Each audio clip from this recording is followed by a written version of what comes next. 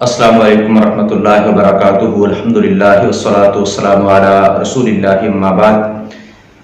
صحیح بخاری اور مسلم کی متفق علیہ روایت ہے۔ صحیح بخاری میں 6018 نمبر پہ ہے۔ رسول اللہ صلی اللہ علیہ وسلم نے فرمایا، من کان یؤمن باللہ والیوم الآخر فلا یؤذی جارہ۔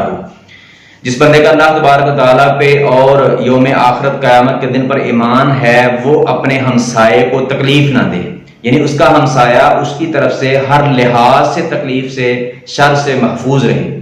ہمسائے کا اچھا ہونا، نیک ہونا، یہ اللہ تبارک تعالیٰ کی بہت بڑی نعمت ہے، اور شریعت اسلامیہ نے اپنے ماننے والوں کو، مسلمان بندوں کو ہمسایوں کے بارے میں اتنی تاکید فرمائی ہے، حسن سلوک کی اتنی تاکید فرمائی ہے کہ صحیح بخاری اور مسلم کی متفق علیہ روایت ہے۔ صحیح بخاری میں 6015 نمبر پہ ہے۔ رسول اللہ صلی اللہ علیہ وسلم نے فرمایا، ما زال جبریل یوصینی بالجار، کہ جبریل علیہ السلام مجھے وصیت کرتے رہے، ہمیشہ وصیت کرتے رہے ہمسائے کے بارے میں، حتی ظننت انہ سیورثہ، کہ یہاں تک کہ میں نے گمان کر لیا کہ کہیں جبریل ہمسائے کو وراثت کا مستحق نہ ٹھہرا دے۔